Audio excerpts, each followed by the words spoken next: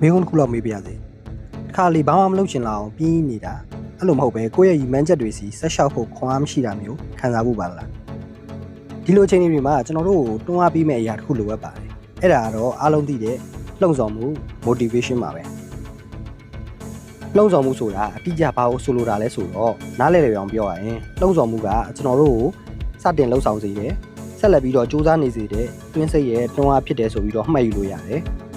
အဲ့ဒါကကျွန်တော်တို့ရဲ့ရည်မှန်းချက်တွေလိုအပ်ချက်တွေနဲ့အိမ်မက်တွေကိုအကောင်းထဲဖော်နိုင်ဖို့အတွက်အဓိကတော့ချက်ဖြစ်နေတာ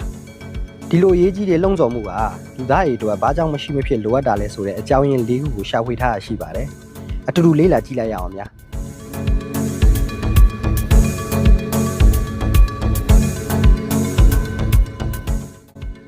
ထမအချက်အနေနဲ့လှုံ့ဆော်မှုကကျွန်တော်တို့ရဲ့ရည်မှန်းချက်တွေကိုအကောင်းထဲဖော်ဖို့ဥတီချက်ကိုပေးတယ်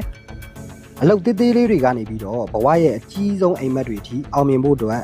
စွမ်းရည်နဲ့အာရုံစုဆိုင်မှုတွေကိုဒီလှုံ့ဆော်မှုကရတယ်ဒုတိယအချက်အနေနဲ့ပြောရရင်ဘဝဆိုတာအားလုံးသိတဲ့အတိုင်းပဲအခက်အခဲတွေအတားအဆီးတွေကအပြည့်ရှိနေတာအဲ့လိုအခြေအနေမျိုးတွေကြုံလာရတဲ့အခါလက်မလျှော့သွားဖို့ဒီလှုံ့ဆော်မှုကသာကျွန်တော်တို့ကိုလက်မလျှော့ပဲဆက်ကြိုးစားဖို့တွန်းအားပေးနေတာဒီစွမ်းရည်ကိုကျွန်တော်တို့ကဇွဲလုံးလားဆိုတဲ့ခေါင်းစစ်တက်ပြီးတော့ခေါ်ကြတယ်တတိယအချက်ကတော့စိတ်ပိုင်းဆိုင်ရာအကျိုးကျေးဇူး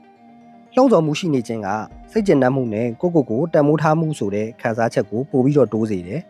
ကိုပိုင်စွမ်းစားနဲ့အောင်မြင်မှုတွေရတဲ့အခါကျွန်တော်လူတွေကပို့ပြီးပျော်ရွှင်တယ်ကျဉ်နှက်တယ်အဲ့ဒီခံစားချက်ကိုသတိထားကြည့်မိရင်တွေးနိုင်တယ်နောက်ဆုံးချက်ကတော့လှုံ့ဆော်မှုကကိုယ့်ရဲ့ဘဝအတိတ်ပဲရည်ရွယ်ချက်ကိုရှာဖွေဖို့နဲ့ပြည့်စုံတဲ့ဘဝတစ်ခုကိုဖန်တီးဖို့လည်းအရေးပါပါတယ်တိုးတက်ခြင်းနဲ့ဆိုတဲ့ဆန္ဒဟာကျွန်တော်တို့လူသားတိုင်းရဲ့မွေးရပါဆန္ဒတစ်ခုမဟုတ်လားလှုံ့ဆော်မှုကိုဖြစ်စေတဲ့အဓိကအကြောင်းရင်းတွေကပြင်ပကနေပြီးတော့ဖြစ်ပေါ်လာတဲ့ပြင်ပလှုံ့ဆော်မှုနဲ့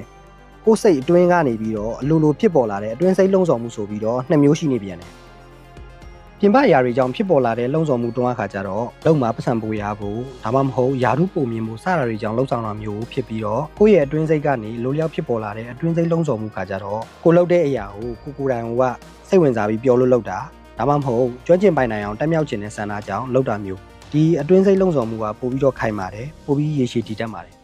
အပေါ်မှာပြောခဲ့တာတွေကိုခြုံကြည့်လိုက်မယ်ဆိုရင်လူတစ်ယောက်အတွက်လှုံ့ဆော်မှုကရှေ့ဆက်သွားဖို့တိုးတက်ဖို့နဲ့ကိုယ့်ဘဝကိုအကောင်းဆုံးဖြစ်အောင်ဖန်တီးဖို့အတွက်မောင်းနှင်အားဆိုပြီးတော့ကျွန်တော်တို့နားလည်လို့ရမယ်အဲ့တော့မိတ်ဆွေအရင်ပါတာတွေကိုအရာပေးနေမယ်စာသင်ရဲ့အတွင်းစိတ်လှုံ့ဆော်မှုကိုရှာဖွေကြည့်ပါဒါဟာအသင်ကိုပိုပြီးပြည့်စုံအောင်မြင်တဲ့ဘဝစီကိုဥဆောင်သွားပါလိမ့်မယ်ဆုံးထိနားဆင်ပေးကြတဲ့အတွက်အားလုံးကျေးဇူးတင်ပါတယ်ဘဝမောတွေပြည့်ကြပါစေခင်ဗျာ